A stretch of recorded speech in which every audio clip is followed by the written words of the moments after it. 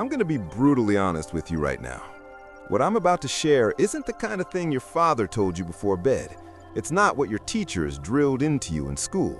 It's not what society wants you to know. In fact, most men will go to their graves completely blind to this, and that's exactly how the system wants it. Because once you hear what I'm about to tell you, you can't unhear it. It's the kind of knowledge that splits your life into two parts, the time before you knew it and the time after. 500 years ago, a man named Niccolò Machiavelli put into words the most dangerous truths about human nature ever recorded. So dangerous that the Catholic Church banned his book. So powerful that kings, presidents, CEOs, and generals have studied it in secret while condemning it in public. Why? Because Machiavelli didn't write theory, he wrote the operating manual for human beings. Not how we pretend to work, not how we wish we worked, but how we actually work. And here's the part that should terrify you. The people who already know these truths are using them against you every single day. In boardrooms, in relationships, in politics, in war. They're playing chess while you're still playing checkers. So ask yourself, why didn't your father teach you this? Why didn't your teachers? The answer is simple, because their fathers didn't teach them, and because society has programmed you to believe that seeing reality makes you cynical, that strategy makes you manipulative, that understanding power makes you evil. But here's the brutal truth. Ignorance isn't virtue. Ignorance is weakness.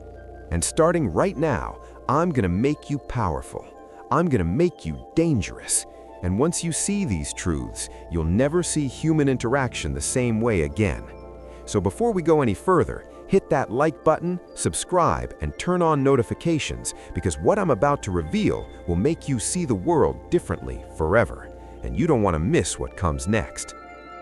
You've been told your whole life that humans are rational, that we weigh options, that we calculate outcomes, that we make decisions based on logic and reason.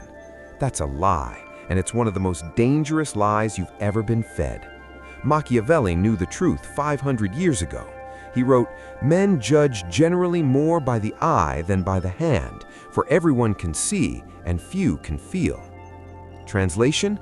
People make choices based on appearances, on illusions, on what looks right, not what is right. And here's the dark reality. Most people don't want the truth, they want comfort. Think about it. The friend who begs you for advice about his failing relationship but ignores you because the truth would hurt. The coworker who complains he's broke, then throws away money on coffee every morning because the ritual feels good. The woman who swears she wants a nice guy, but repeatedly falls into the arms of the man who treats her like an option. Logic dies the moment it collides with desire. Reason evaporates when faced with fear, lust, status, or comfort. That's the game. And you've been playing it wrong because you've been told to persuade people with facts, to win arguments with evidence, to show people the rational path. But facts don't move people. Feelings do. The man who masters feelings, who knows how to bypass logic and speak straight to emotion, controls every room he enters. That man doesn't waste time trying to prove he's right. He makes people feel he's right, and that is infinitely more powerful. Think about the greatest manipulators in history. Hitler didn't rise to power with spreadsheets and statistics. He rose with speeches that inflamed anger, fear, and hope. Corporations don't make billions by showing you the chemical formula of soda. They sell you happiness in a bottle. Religions don't spread with philosophy debates. They spread by capturing the heart, the soul, the fear of damnation, and the promise of paradise. This is why you lose arguments. This is why your advice is ignored. This is why the people you want to influence slip through your fingers, because you thought people were rational. They're not. They're addicts chasing feelings. So here's your first dark lesson. Stop trying to change minds with facts. Start shaping emotions. Want to make someone follow you? Don't tell them what's good for them. Show them what makes them feel good about themselves. Want to influence a partner? Don't argue about logic. Make them experience the pain of losing you or the joy of pleasing you.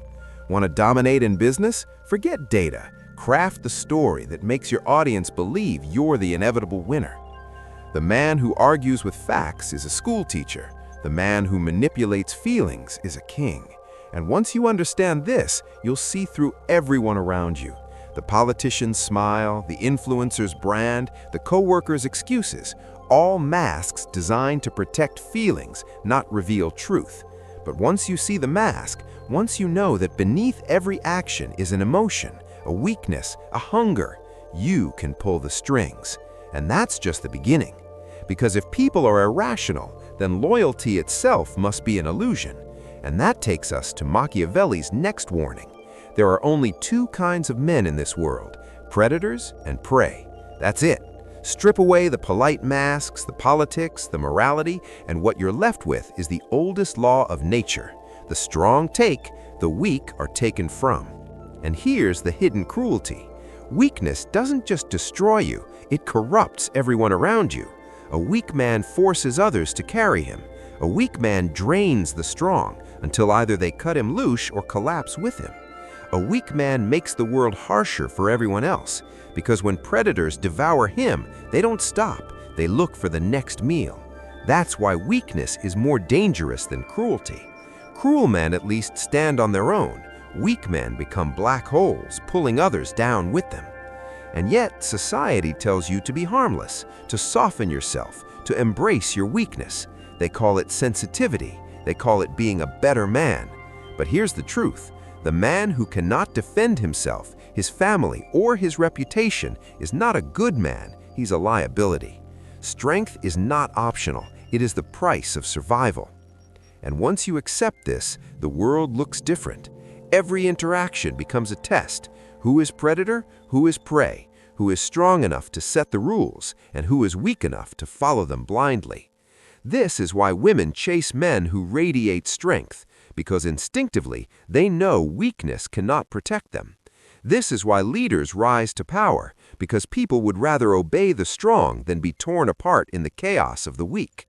And this is why you must decide, will you be predator or prey?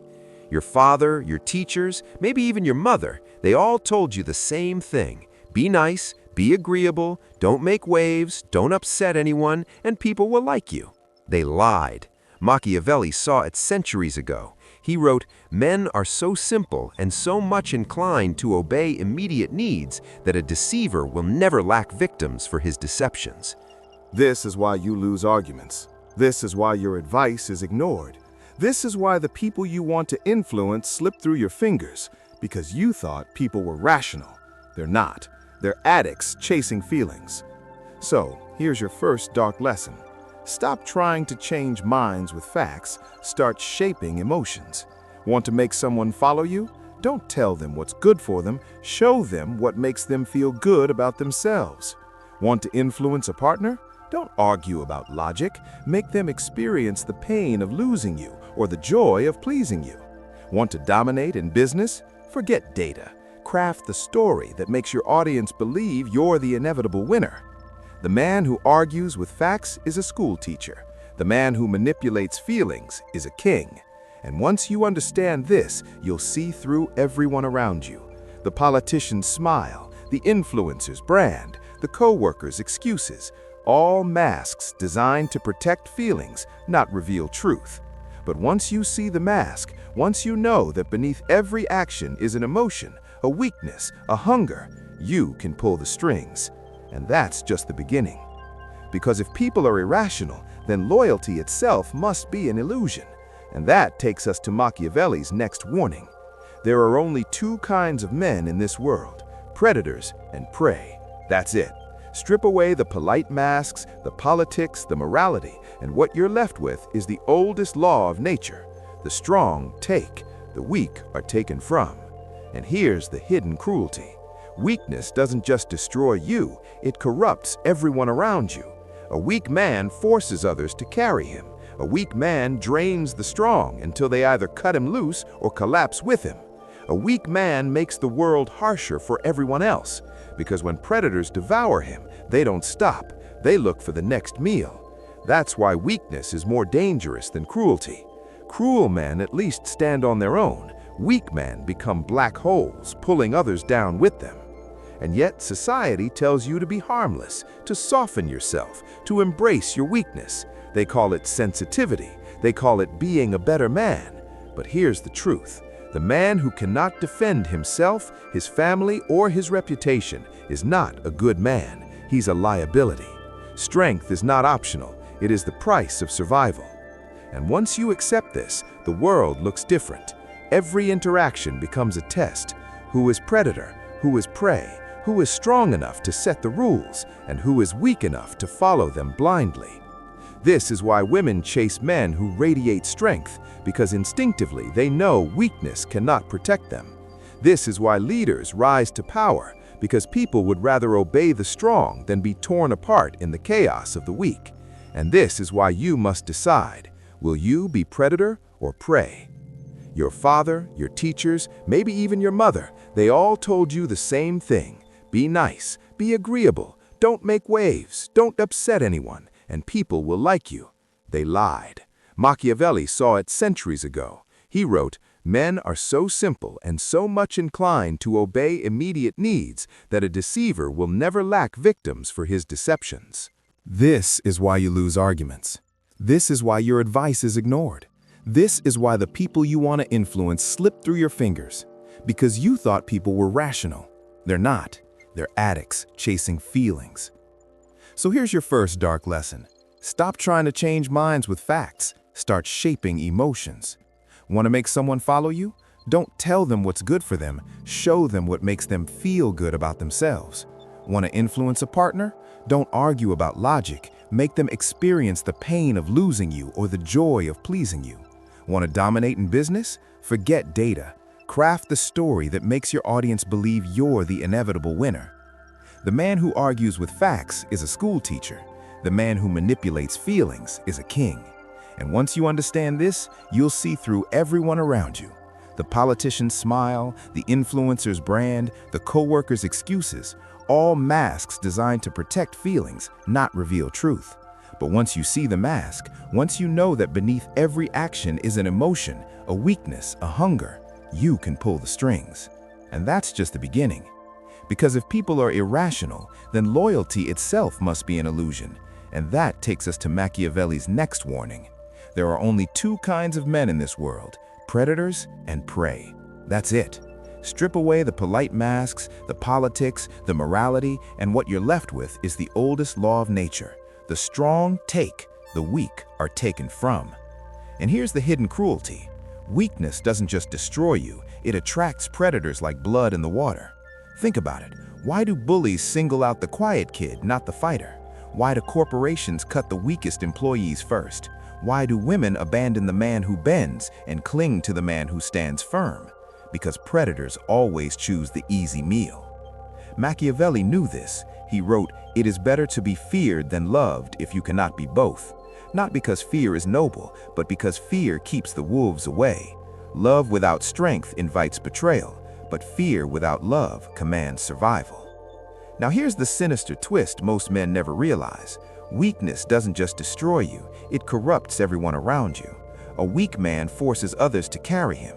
A weak man drains the strong until they either cut him loose or collapse with him. A weak man makes the world harsher for everyone else, because when predators devour him, they don't stop. They look for the next meal. That's why weakness is more dangerous than cruelty. Cruel men at least stand on their own. Weak men become black holes, pulling others down with them.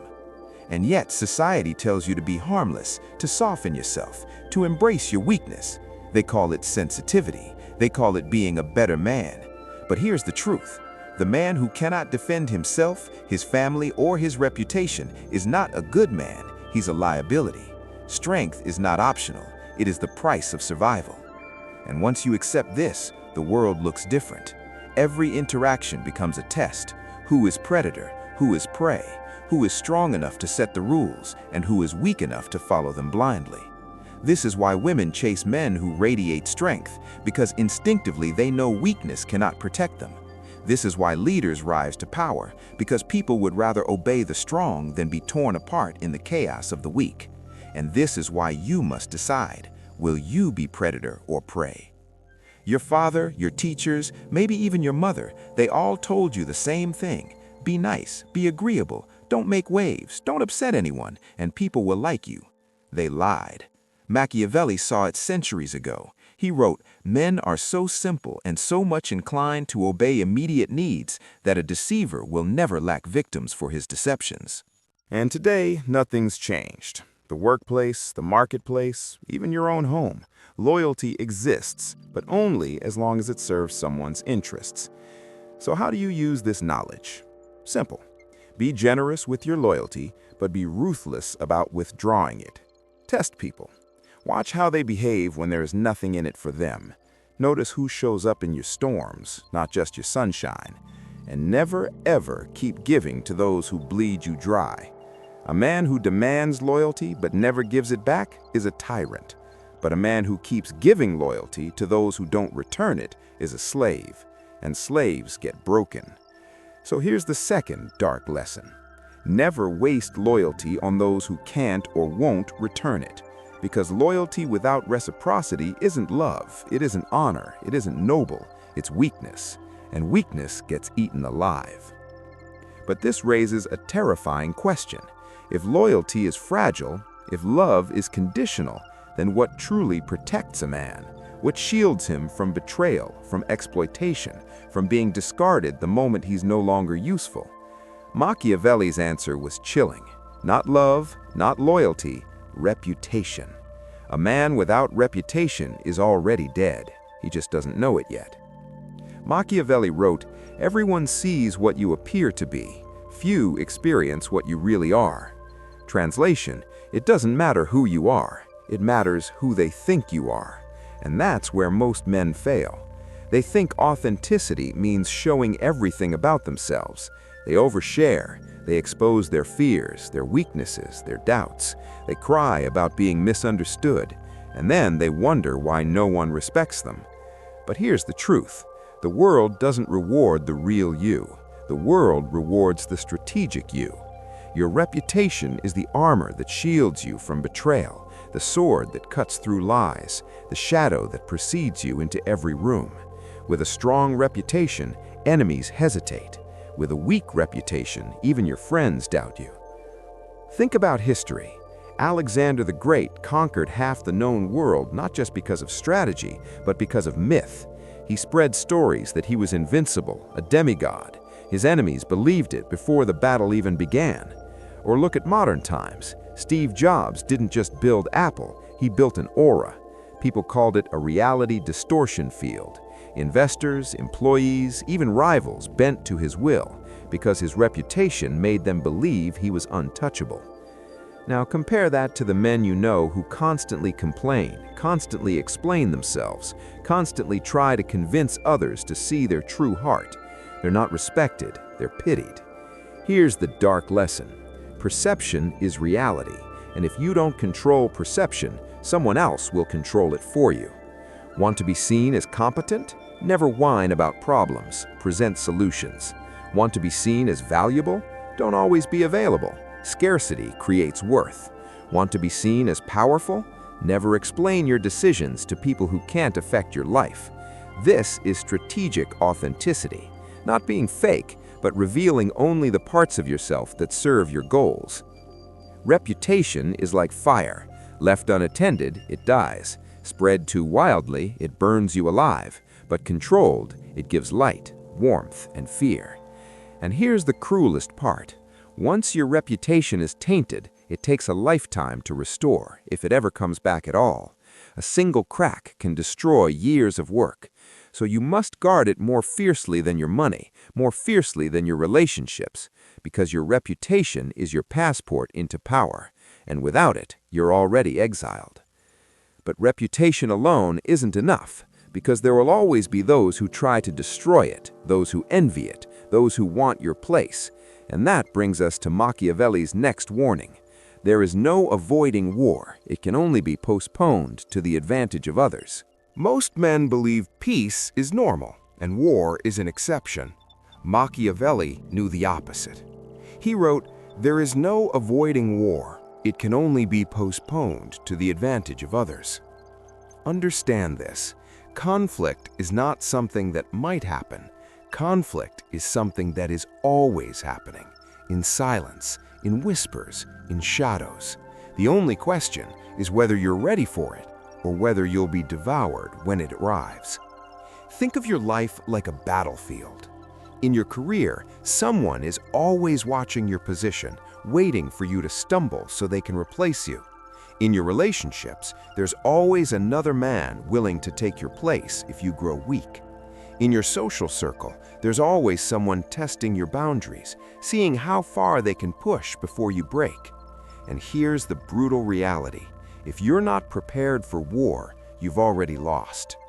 The successful men you admire, the ones who rise above, they aren't surprised by conflict. They expect it. They train for it. They prepare during peace so they don't bleed during war. A warrior doesn't sharpen his blade the moment the enemy arrives. He sharpens it every morning, even when the field looks quiet. So how does this look in your world? In business, Amazon stockpiles cash, crushes competitors before they grow. They prepare long before the market shifts.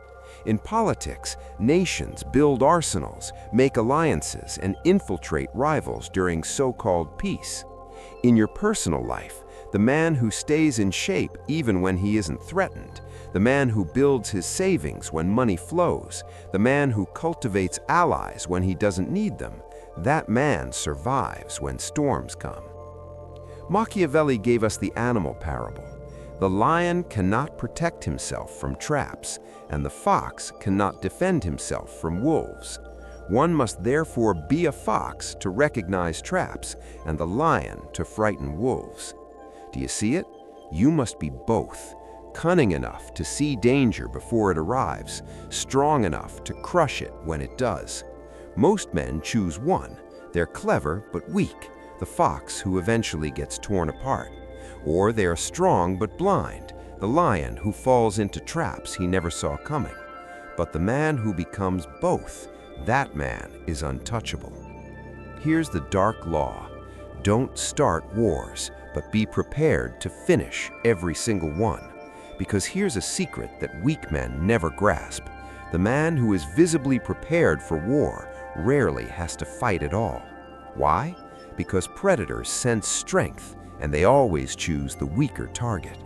So build yourself into a man others are afraid to test. Not because you're violent, not because you're reckless, but because you radiate readiness. Train when no one is watching. Save when everyone else spends. Study when everyone else is distracted. Forge yourself into a weapon before the battle begins. Then when war comes, and it will come, you won't panic. You'll already be ready. But let's be clear, even with strength, cunning, reputation, and readiness, most men still get destroyed for one simple reason, because they confuse being nice with being strong. And that's the final lie your father told you. People like to imagine that honesty rules the world, that truth rises to the top, that integrity always wins. That's the fairy tale. The reality? Deception has built kingdoms, toppled empires, and carved the path of history more than honesty ever has. Machiavelli wrote, "A prince never lacks legitimate reasons to break his promises." Read that again. He didn't say some men lie. He didn't say only the wicked betray. He said every leader, every ruler, every person of power eventually deceives, because deception is not corruption. Deception is survival. Look at the natural world. The fox pretends weakness to lure prey. The snake camouflages itself before it strikes. The anglerfish hides in darkness, waving its glowing lure until the victim swims into its jaws. Humans are no different. Politicians sell you dreams they never intend to deliver. Corporations drape poison in marketing campaigns of family, joy, and freedom. Even in your own home, people promise loyalty, love forever, and mean it only until it costs them. And yet most men cling to the illusion that honesty will protect them, that if they are good enough, the world will reward them. Fools. Machiavelli knew the truth. The deceiver will never lack victims because men are simple. because men are desperate to believe the lie that comforts them. Here's the brutal part. If you refuse to deceive, you will still be deceived. If you refuse to play the game, you will still be a piece on someone else's board. Does this mean you should lie endlessly, cheat recklessly, betray at every turn? No, that's what idiots think power is. But it means you must master the art of controlled deception, showing masks, hiding knives, revealing just enough to keep others blind to your real intentions. The world doesn't reward pure honesty. The world rewards strategic honesty.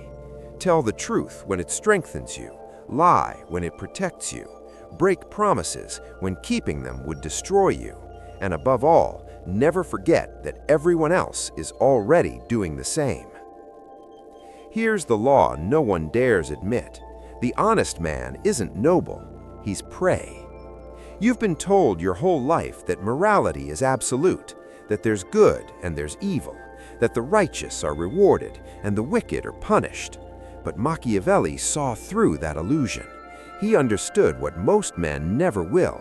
Morality is not truth. Morality is control. Think about it.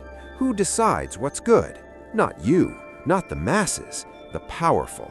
When rulers want obedience, they call it virtue to submit. When leaders want sacrifice, they call it honor to die for them. When elites want control, they redefine evil as anything that threatens their authority. And the masses swallow it whole, because believing in morality feels safe. It feels like the universe has order, like justice always wins. But history spits on that illusion. The church burned men alive in the name of morality. Nations justified slavery, conquest, and genocide in the name of morality. Modern governments bomb cities and call it defending freedom. Morality isn't about truth, it's about narrative. And those who control the narrative control morality itself. Here's the darker twist. The powerful rarely obey the morality they preach. They don't have to. They create it for you. They tell you it's wrong to lie while deceiving you daily. They tell you it's wrong to be ruthless while crushing competitors without hesitation. They tell you it's wrong to be selfish while hoarding wealth and resources. Why? Because a population that believes in fixed morality is easy to rule. They'll police themselves. They'll condemn each other. They'll bow to authority, thinking it's righteous. Meanwhile, the powerful break those rules whenever they need to, because they know morality is just a tool, not a truth.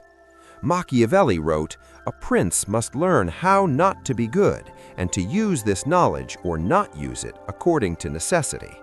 This is the real law. Do not discard morality entirely. Wield it. Appear moral when it serves you. Break morality when survival demands it. And above all, never become a prisoner of someone else's moral code. Because the man who clings to morality at all costs is a pawn, but the man who bends morality to his will is a king. Every empire, every company, every family, every relationship survives on the same hidden economy.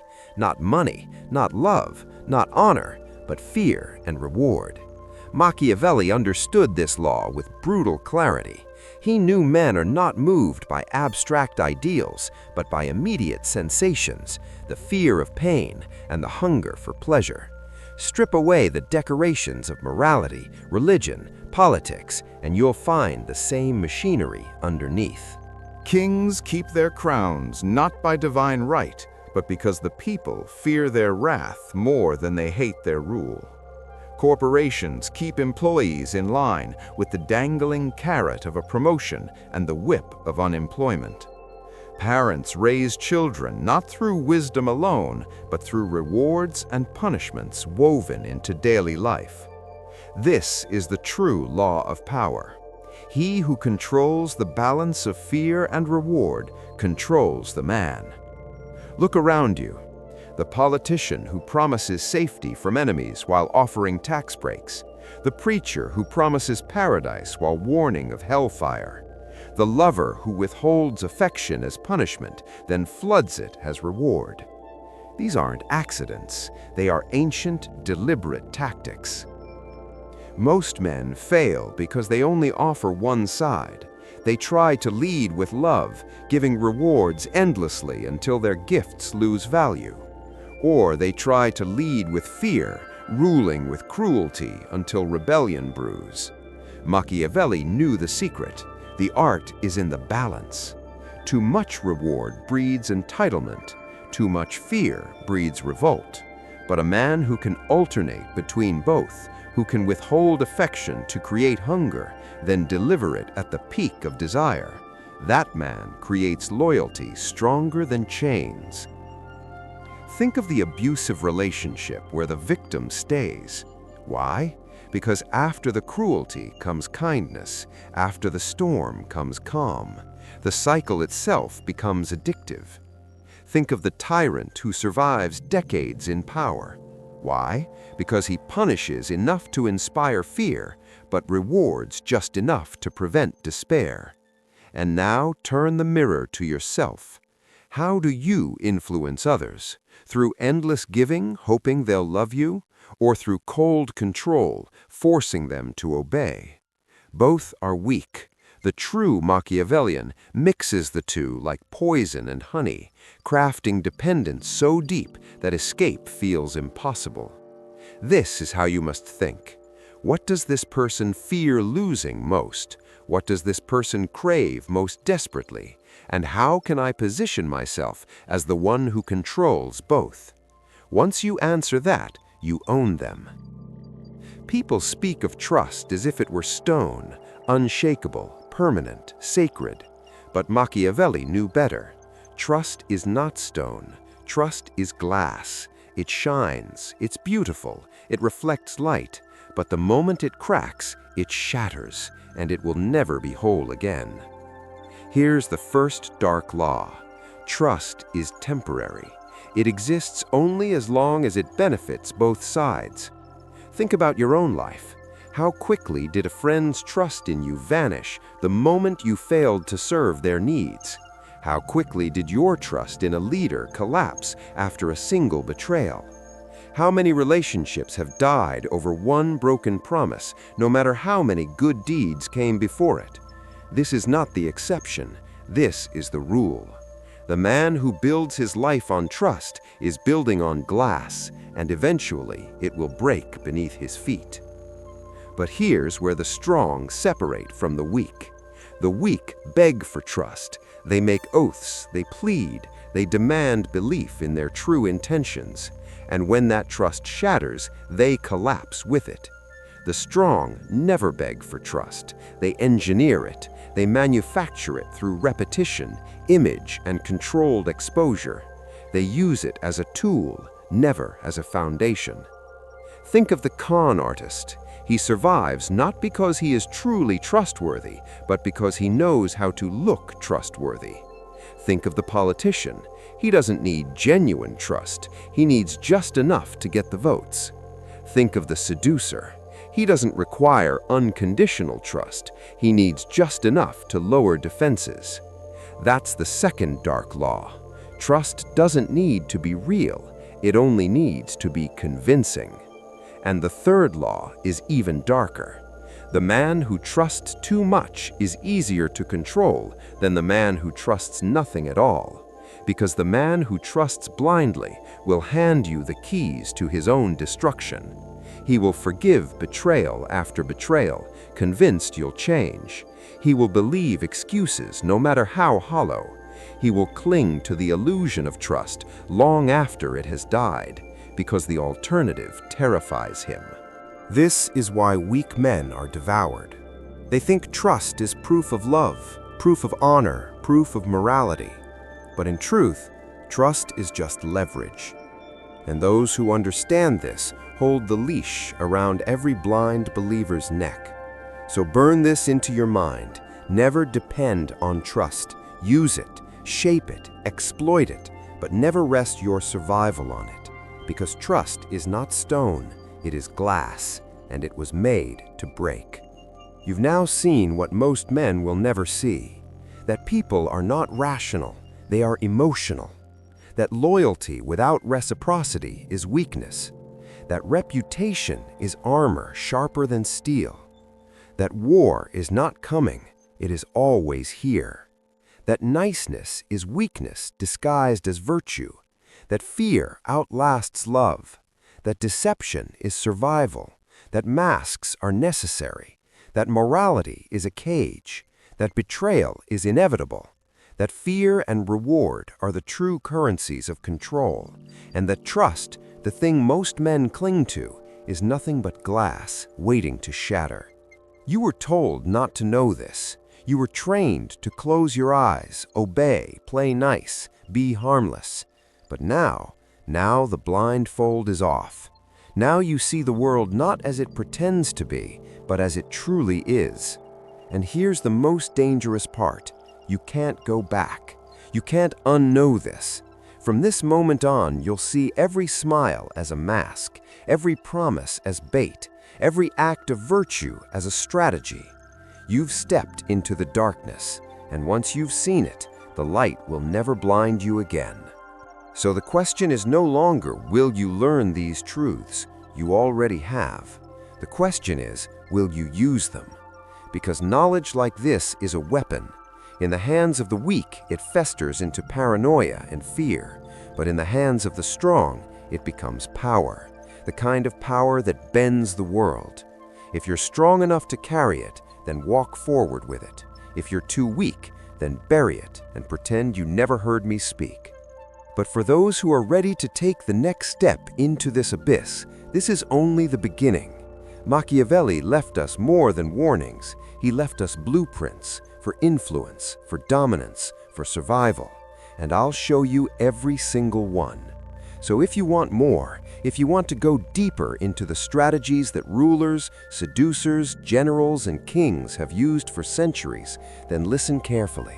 Like this video, subscribe now, because the next lesson will not make you comfortable, it will make you untouchable. And when that happens, you will never be ignored.